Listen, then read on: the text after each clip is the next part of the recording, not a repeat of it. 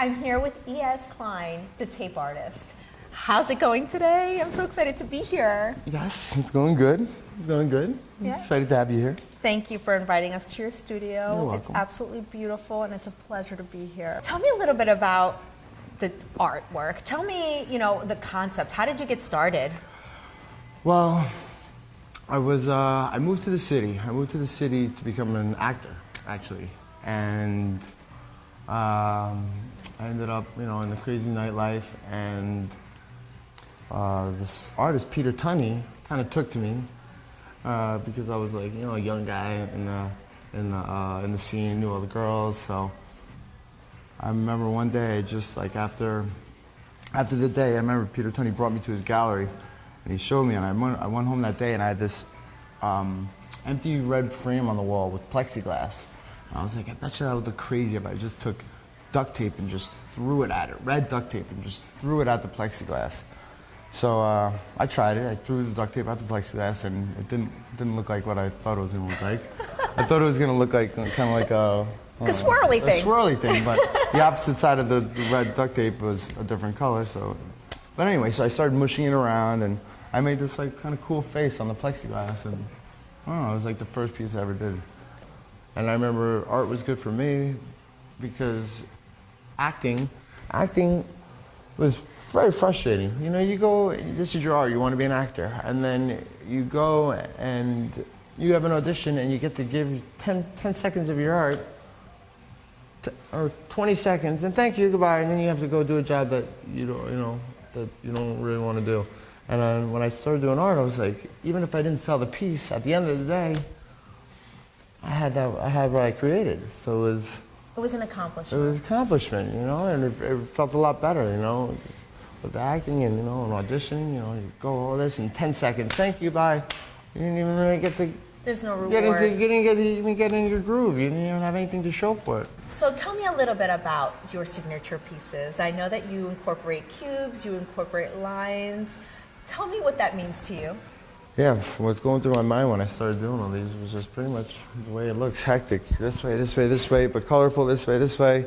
And then when I started the cubes, it was just more, okay, let me stop and not get too crazy. When other people told me what they wanted, they said, oh, Eric, not everyone wants all these colors, you know what I'm saying?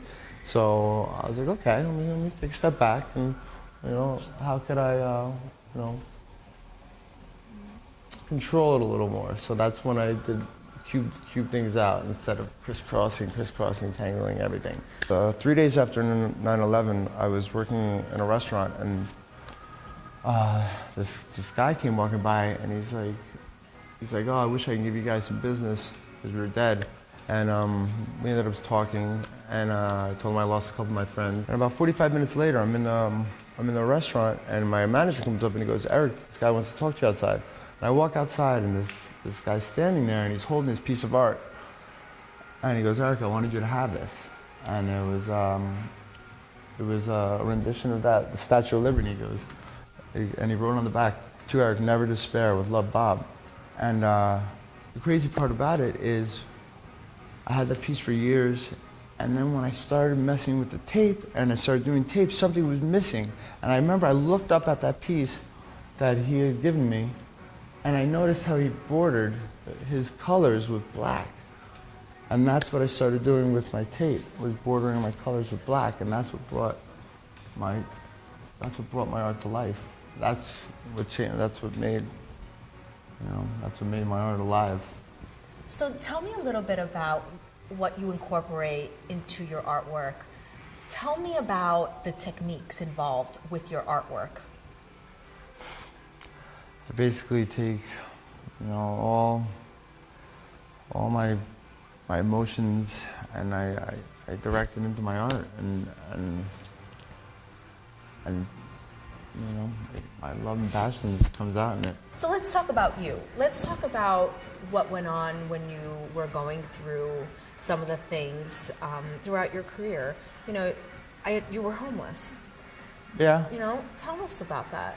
Oh. Tell us about that. It was just really rough with my mom. My mom was my life.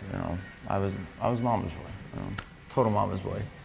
So my mom was like, my mom never let me like fall, like never let me fall, like was always there to like catch me. So when she got sick and all that happened and she passed, it's like I had to grow up. How old were you? I was 27. I was 27. So I didn't really grow up until my mom passed. It's kind of weird because she always kind of babied me. So you know. She was your world. Yeah. Was there a special moment that you can recall in your life that is a memorable one for you? I mean, I know your mom was sick while you were getting your business started, and you were also, in a sense, becoming, learning more about you, becoming an adult, and yet there was still some more stuff that went on beyond, just your world, and what your mom was going through. But was there that one moment that you can remember and you can recall that you can go back to? 100%. I was like losing my mind. I remember I was broke, and I remember I called Peter Tunney, the gentleman who inspired me, and like I totally looked up to him, And I remember I called him, I was like, Peter, I was like, do you think I can get that money? I was like crying. I was like, you think I can get that money that I gave you or lent you whatever, how long ago? He goes, Eric, calm down. He goes, Eric, I'm gonna need you to do something. He goes, go to 50 Perry Street tonight and don't do any drugs for a week. And I don't think anybody in the world could have got me to do that except him. And I did exactly that.